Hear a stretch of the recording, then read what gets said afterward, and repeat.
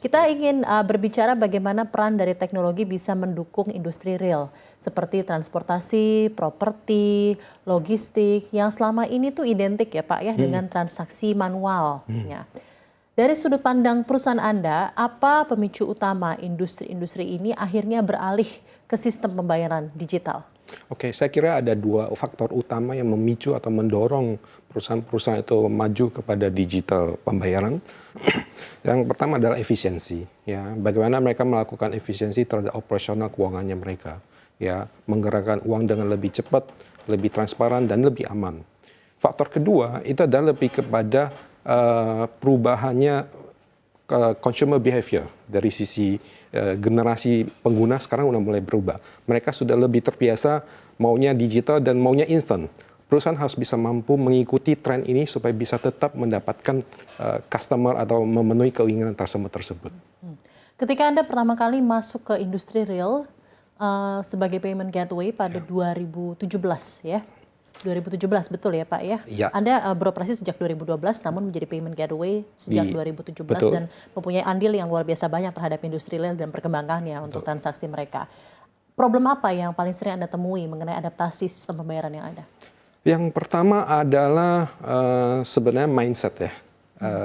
Mereka masih para pemain di industri real itu masih memiliki mindset yang maunya aman ya, tapi masih takut nih ya. Trust yang terjadi di dalam digital payment atau pembayaran digital tuh masih belum terbentuk ya di saat itu.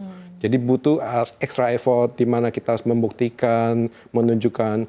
Kalau namanya kita jualan layanan digital, itu kan sesuatu yang semu ya, tidak berbentuk fisikal. Jadi kita harus bisa membuktikan dengan menunjukkan videonya atau memberikan suatu user experience yang benar-benar mereka rasakan, baru mereka mulai terasa, oh iya ya, benar ya, ini bisa dilakukan. Begitu. Bagaimana Anda kan bisa ceritakan mengenai salah satu story dari klien Anda yang memang awalnya hesitant gitu ya untuk beralih ke digital payment, namun akhirnya peralihan itu akhirnya memberikan dampak dan manfaat positif untuk kinerja bisnis dari klien Anda. Oke, saya ambil contoh di sektor industri contohnya. Padahal kalau kita ngomong sektor industri adalah industri, kita melihat bahwa industri pendidikan ya, orang yang berkecimpungan di industri pendidikan adalah mereka yang memberikan sesuatu inspirasi baru, mengajarin sesuatu yang baru, tapi mereka sedikit reluctant terkait digital pembayaran. Jadi waktu kita masuk kepada tata usahanya si sekolah, mereka tuh masih mau, saya mau lihatnya manual gimana ya, saya mau lihat si A sudah bayar bagaimana ya. Jadi kita harus benar-benar menunjukkan ya, klik satu persatu ya. Mereka bukan tipikal mungkin generasi yang sekarang yang Gen Z yang nggak usah diajarin tapi bisa ngeklik sendiri, bisa cari jalan sendiri. Mau-mau kita harus bikinkan, ya kita ajarin nih. Ini step satunya begini, step 2, step 3 selanjutnya. Dan kita belajar dari proses seperti itu, akhirnya kita membuat satu video khusus malah, ya video panduan khusus yang cukup mudah dimengerti, mereka tinggal lihat lagi, kalau apabila lupa, ya mereka putar lagi aja. Dan akhirnya lama-lama mereka terbiasa dan malah senang dan udah ketagihan sekarang menggunakannya. Dan sekarang malah sepertinya semakin jarang lah ya industri real yang transaksinya masih 100% manual. Betul, ya. betul. Karena kan adaptasi dan lain-lain juga butuh record elektronik dan lain-lain yang semuanya terangkum dalam payment gateway. Betul. Oke, Pak Edi, banyak yang melihat bahwa payment gateway itu semata hanya sebuah alat transaksi. Ya, kalau dari sudut pandang Anda sendiri dalam konteks industri real, peran strategis apa yang sebenarnya payment gateway bisa lakukan untuk transformasi bisnis agar lebih maju dan bisa cope up sama perkembangan teknologi yang ada? Oke, kalau kita ngomong keuangan, ya salah satu yang kunci pentingnya adalah kepercayaan, trust. Ya, dengan adanya digitalisasi dalam sistem pembayaran, pihak pelaku usaha itu akan melihat uang yang masuk dengan lebih cepat.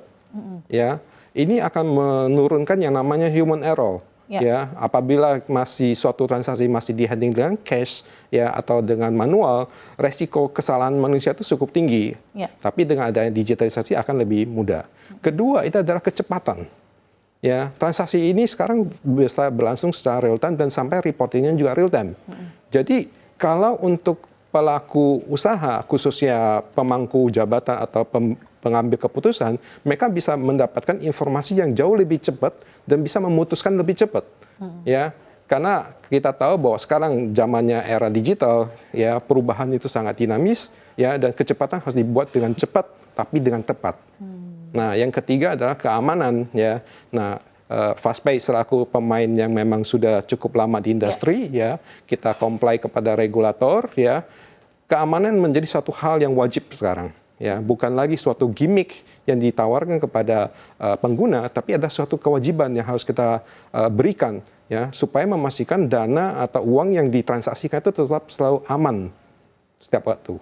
Oke, baik. Masih mengenai payment gateway, Ya. ya Pak ya. Bagaimana payment gateway, pembayaran digital, ya, dan lain-lain ini bisa membantu industri real yang ada meningkatkan efisiensi operasional, tidak hanya mempermudah pembayaran. Success story saja mungkin yang Anda lihat dari klien Anda.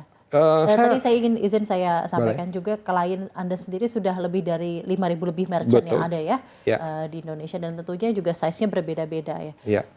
Bagaimana ini bisa tertransaksikan ke bisnis mereka? Saya ambil contoh salah satu customer-nya kita di sektor transportasi darat, ya. Dengan multi cabang, ya, yang di beberapa kota. Dengan adanya pembayaran digital, ya, kita bantu dia untuk memangkas kecepatan pengambilan dana atau pengumpulan dana. Bayangkan Bapak, bila dari cash, ya, dia mungkin butuh beberapa hari, ya, dan itu pun kadang belum sempurna.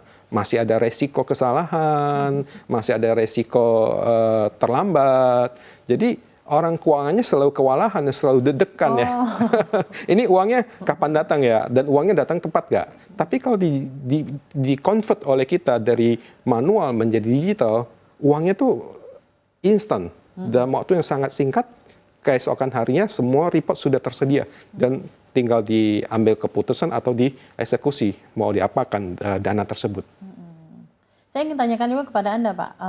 Kita tahu ya, kompetisi payment gateway di Indonesia ini semakin saturated ya, semakin padat. Betul. Tapi mungkin ada suatu advantage yang dimiliki oleh Fastpay, itu adalah early starter, early mover. 2012 sudah ada, gitu ya Pak. Jadi sudah melihat landscape dari sekitar 14 tahun lalu, berarti ya Pak ya. Nah, mungkin bagaimana Fastpay memposisikan diri di tengah kompetisi payment gateway, ekosistem yang makin padat di Indonesia?